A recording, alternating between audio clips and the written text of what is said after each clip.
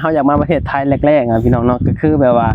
เห็นหลายๆคนมาแบบนะเห็นแบบว่ารุ่นพี่รุ่นเอื้อยรุ่นอ้ายเขาเจ้ากลับไปแหละพวกเขาเจ้าแบบว่ามีเงินสินะพี่น้องมีเงินแบบว่ามีเงินซื้อรถเนาะเมื่อก่อนเนาะมีเงินซื้อรถได้รถมอไซค์นี่ก็ถือว่าแบบดูดีได้นะแบบเขาคิดว่าเขาขับเป็นแบบผู้บ่าวก็แบบผู้สาวแบบว่าสนใจยังสินะพี่น้องแบบดูดีขึ้นนะมีขาว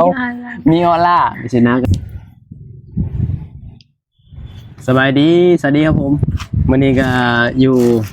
บอนเก่าพี่น้องริมคลองคือเก่าบรรยากาศลมแบบนี้ต้นไม้ใหญ่ๆเย็นๆพี่น้องโอ้ลมเย็นขักอะไรในคลองเนาะพอดีต้นไม้บางใหญ่พี่น้องก็บ่ได้ไปทางใดเนาะก็เฮาก็สิได้มานั่งลิ้นข้างๆหอพักนี่แหละพี่น้องบ่อนที่เฮาพักมันบ่ได้ไกลจากบ่อนเฮาพักอยู่ข้างๆนั่งมาก็เลยแบบก็เลยแบบว่ามานั่งลิ้นแล้วก็มาอัดคลิปลิ้นเนาะมื้อนี้เฮาก็สิมาเล่าเรื่องเนาะเล่าเรื่องว่าเหตุผลยังเฮาแบบว่าถึงแบบอยากมาประเทศไทยพี่น้องแรกๆเนาะอันนี้คือแรกๆเด้อตอนเฮาแบบว่าอายุ16 17แบบสินะตอนอยู่บ้านก็มันยังเห็นหลังจากที่เฮาออกจากโรงเรียนพี่น้องเนาะเฮาเองเฮาก็เรียนจบแค่จะจบเลยม.1 ม.1 ก็บ่จบซ้ำม.1 ก็บ่จบซ้ำพี่น้องออกกลางแบบกลางเทอมออกกลางเทอมเนาะที่จะมาประเทศไทยนี่แหละออกกลางเทอมเนาะแรกๆพ่อแม่ก็บ่ให้ออกเด้พ่อแม่บ่ให้ออกแบบแต่ว่าอยากออกอยากมาหาเงินแบบว่าซอยพ่อแม่เนาะเฮาเห็นแบบว่าพ่อแม่แบบว่าหาเงินแบบว่าแบบซื้อหันซื้อนี่แบบสินะแล้วก็เฮาอยากมาประเทศไทยแรกๆพี่น้องเนาะก็คือแบบว่าเห็นหลายๆคนมาแบบสินะเห็นแบบว่ารุ่นพี่รุ่นเอื้อยรุ่นอ้ายเขาเจ้ามาเนาะเวลาแบบยามบุญเนาะคืออยู่บ้านเฮาอยู่ตามชนบทสป.ลาวนี่พี่น้องมันสิมีแบบช่วงเดือนเดือนหยังก็เดือนมีนามีนาสงกรานต์มีนาเมษาเนาะเดือนมีนานี่เมื่อก่อนเดือนมีนาเมื่อหลายสุดเลยเขามาบุญเมื่อลินบุญเมื่อลินแบบว่าประจำปีแม่นงานบุญประจำปีพี่น้องต่างๆก็สิมีบุญด้วยนะเพราะว่าตามชนบทลาวถ้าเกิดว่าเดือนมีนาเนาะมันสิมีงานบุญติดกันเลยนะแต่ละหมู่บ้านมันสิเป็นบุญบั้งไฟแล้วก็สิมีบุญทุกปีพี่น้องแล้วก็แต่ละหมู่บ้านนี่ต้องจัดทุกปีก็เห็นแบบว่ารุ่นก็เห็นแบบว่ารุ่นพี่รุ่นรุ่นน้าเนาะที่แบบเขาเจ้ามาประเทศไทยนะเขาเจ้ากลับไปแหละพวกเขาเจ้าแบบว่ามีเงินสินะพี่น้องมีเงินแบบว่ามีเงินซื้อรถเนาะเมื่อก่อนเนาะเป็นเงินซื้อรถได้รถมอไซค์นี่ก็ถือว่าแบบดูดีได้แบบรวยถือว่ารวยนะแบบเขาคิดว่าเขาขับเป็นแบบผู้บ่าวก็แบบผู้สาวแบบว่าสนใจยังสินะพี่น้องแบบดูดีขึ้นนะมีขาวมีออร่าสินะก็แต่งตัวสวยๆฉีดน้ำหอมเลยโอ้ยสมัยกรุงเทพได้เนี่ยแล้วก็ช่วงเดือนมีนาเนาะเฮาก็สมัยตอนเฮายังน้อยไม่ใช่ตอนเฮายังน้อยนี่เฮาก็สิมักออกไปคอยทางนะไปแบบว่าเวลาแบบว่ามีรถโดยสารมาจากตัวเมืองพี่น้องคือเฮาอยู่เขตสวรรณเขตเนาะยามช่วงบ่าย2มันก็สิมาจากสวรรณเขตเฮาก็สิรถโดยสารประจำหมู่บ้านพี่น้องเนาะก็เขาเจ้าก็สิแบบว่าขึ้นไปรับเอาคนในเมืองแบบว่ามาจากประเทศไทยอยู่สินะเพื่อที่จะมาในหมู่บ้านเฮาสิเนาะฤดูกาลแม่นฤดูกาลเลยได้เป็นฤดูกาลแบบว่าคนลาวแบบว่าเขาเจ้าแบบมาหาเงินอยู่ไทยแล้วเขาเจ้ากลับแบบนี้เนาะส่วนหลายเขาเจ้ามีแต่กลับช่วงเดือนมีเมษามีนาเมษาหน่อยเมื่อก่อนเนาะแต่ตอนนี้รู้สึกว่าสงกรานต์กลับหลายเนาะแต่ว่าตอนเมื่อก่อนตอนเฮายังน้อยนี่เขาเจ้าสิกลับแต่เดือนมีนาใช่นะเพราะว่ากลับเมื่อลิ้นบุญงานบุญประจำปีเยี่ยมบ้านใช่นะพี่น้องก็เลยเห็นแบบว่าข่อยก็เอื้อยข่อยได้มาคนแรก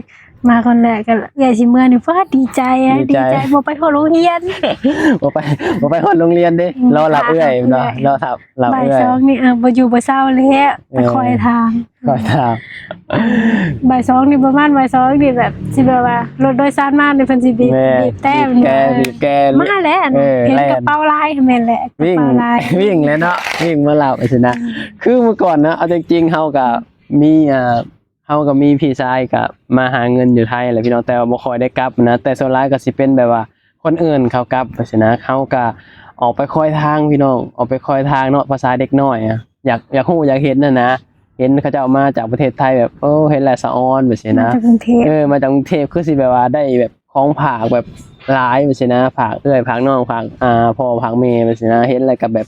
สะอ้อนเด้พี่น้อง ตอนยังน้อยเนาะแบบไปคอยทางไปยืนเบิ่งว่าซั่นนะเวลารถโดยสารแบบว่ามาจากตัวเมืองซั่นนะก็พากันยืนเบิ่งโอ้ผู้นั้นผู้นี้มาซั่นนะเห็นเขาเจ้ามาเต็มรถพี่น้อง เต็มรถแบบว่า ถ่ายให้เบิ่งได้ค่ะ แม่นแบบว่าเต็มรถเลยพี่น้องเต็มรถแบบสิเลยนี่เดี๋ยวเอาขึ้นรูปให้เบิ่งเต็มรถแบบสิเลยแบบว่าในหลังคาก็มีกระเป๋าลายอะนะแบบ กระเป๋าใส่ลูก กระเป๋าชายลุงอะแบบเห็นตอนยังน้อยอะป้อแบบโอ้เบิ่งเขาเจ้า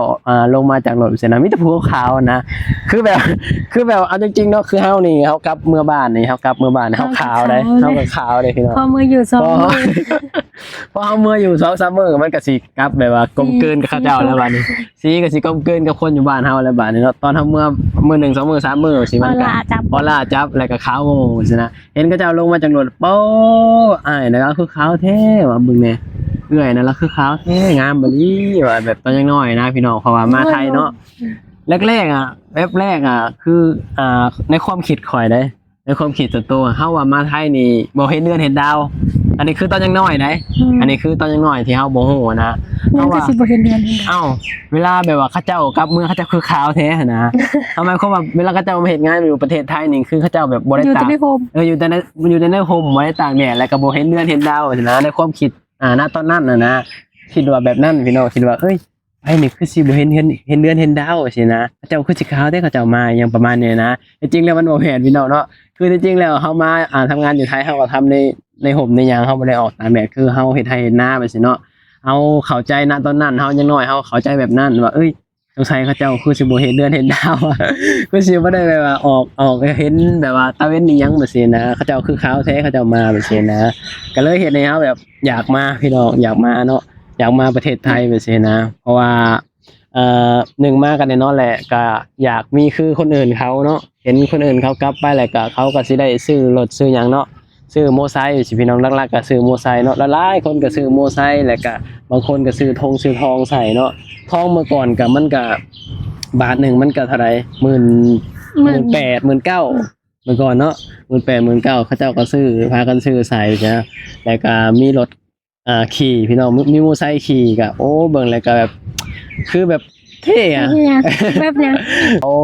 กลับบ้านกับยังเขามีรถชื่อรถขี่พี่น้องเนาะรถขี่แบบว่ามันก็เฮ็ดให้แบบว่าดูดีมีออร่าพี่น้องแล้วก็เห็นให้แบบว่าจังได๋เขาเป็นผู้บ่าวอะแบบ คือแบบผู้สาวแบบเบิ่งแล้วก็แบบว่าหล่อเท่จังซี่นะเฮาก็เลยแบบคิดว่าอยากมีคือเขาเนาะอยากได้คือเขาจังซี่นะก็เลยตัดสินใจออกจากโรงเรียนพี่น้อง ไปกรุงเทพ มาประเทศไทยแหละเอาออกก็เรียนม.1 ก็ยังบ่จบซ้ำเนาะก็ออกกลางเทอมพี่น้องออกกลางเทอมเลยแบบว่าเฮาอยากมาประเทศไทยแบบนี้นะแต่บังเอิญเฮาก็มีญาติพี่น้องทำงานอยู่ประเทศไทยอยู่แล้วแบบนี้นะคนในหมู่บ้านแหละพี่น้องก็เลยแบบมาอยู่นํเพิ่นแบบนี้นะก็มาอาศัยอยู่นํญาติพี่น้องแต่จริงแล้วพ่อแม่ก็บ่ได้อยากให้มาเนาะแรกๆนะพ่อแม่บ่อยากให้มาแต่ว่าดีแต่มีญาติพี่น้องถ้าเกิดว่าบ่มีญาติพี่น้องทำงานอยู่ประเทศไทยนี่เฮาอาจจะบ่ได้มาแบบว่าณตอนนั้นอายุตอนนั้นนะยังน้อยสินะพ่อแม่แบบคือพ่อแม่ย่านดูแลตัวเองบ่ได้แบบนี้นะเพราะว่าอยู่ในเมืองใหญ่มันบ่ได้แบบว่าคืออยู่บ้านเฮาแบบนี้นะพ่อแม่ก็อธิบายให้ฟังหลายอย่างพี่น้องแต่ว่าด้วยเฮาแบบว่าเฮามีญาติพี่น้องทำงานอยู่ประเทศไทยอยู่แล้วแบบนี้นะก็เลยได้มาตอนนั้นมาแรกๆก็คิดฮอดบ้านพี่น้องคิดฮอดบ้านแฮงเนาะมาแรกๆก็แบบว่าคนบ่เคยเข้าเมืองอะเนาะเฮาอยู่แต่ทุ่งไร่ทุ่งนาอยู่แต่กับงัวกับควายแต่ละมื้อแต่ละวันแบบนี้นะยามมื้อเช้ามาก็ไล่งัวไล่ควายออกจากหมู่บ้านแบบนี้นะออกไปทุ่งไร่ทุ่งนายามมื้อแลงมาก็ไปลัดเอางัวเอาควายแบบนี้นะอยู่ทุ่งไร่ทุ่งนาพี่น้องเนาะเฮาก็ใช้ชีวิตแบบวนเวียนอยู่แบบนั้นตอนเฮายังน้อยแบบนี้นะก็พอถึงหน้านาก็ทำนาเกี่ยวข้าวแบบนี้แหละพี่น้องชีวิตคนบ้านนอกก็บ่ได้มีหยังหลายแบบนี้นะก็ได้เข้ามาทำงานอยู่ที่ประเทศไทยก็เฮ็ดให้ชีวิตก็เปลี่ยนหลายสิ่งหลายอย่างหนึ่งมากันแน่นอนเลยเนาะพอเฮามาทำงานนี่เฮาก็มีระเบียบวินัยขึ้นจังซี่นะพออยู่บ้านเฮานี่อยากนอนเว้นตอนใดก็นอนได้ คืออยากนอนตอนใดก็นอนพออยู่บ้านมันบ่มีหยังเฮ็ดเด้พี่น้องแต่พอเฮามาทำงานอยู่ที่ประเทศไทยก็เฮาก็ต้องแบบว่าตื่นตามแบบว่าเวลาแล้วก็ต้องเฮ็ดงานเฮ็ดหยังจังซี่ต้องเลิกตามเวลาก็เฮ็ดให้เฮาแบบถือว่ามีเป็นแบบว่าระเบียบวินัยขึ้นและเฮ็ดให้เฮาเรียนรู้แบบว่าการหาเงินแบบนี้นะว่ามันเป็นแบบนี้แบบนี้นะเจ้าเด้ เปลี่ยนหลาย ไม่แรกๆเจ้าเป็นหยังเจ้าคืออยากมา เอาจริงๆด่ะตอนตะกี้ข่อยบ่ได้อยากมา บ่ พอดีแบบเบิ่นเอื่อยแบบ อยากแรงงาน อยากได้คน ในบ้านเพิ่ม เพื่ออยากให้ลงมา แต่นั่นไม่ได้อยากมาแล้วยังอยากเข้าโรงเรียนอยู่ บ่บ่ได้อยากมาทำงานเท่าใดแต่ค่อยให้อยากมาค่อยยังไม่ได้อยากมาบัดมาแล้วบัดบ่อยากเมื่อเลยบัดเลย มาแล้วบ่อยากเมื่อ เอาได้เงินเห็นเงินแล้ว เห็นเงินแล้วบ่อยากเมื่อป้ามาอยู่จนหลายปียังเมื่อ นั่นแหละก็เหตุผลและเหตุผลหลักๆก็คืออยากมีเหมือนคนอื่นเขาอะไรพี่น้องอยากมีท้องใส่อยากมีโมไซค์ขี่อยู่นะก็เลยเห็นให้เฮาแบบว่าตั้งใจอยากมาหาเงินว่าสิ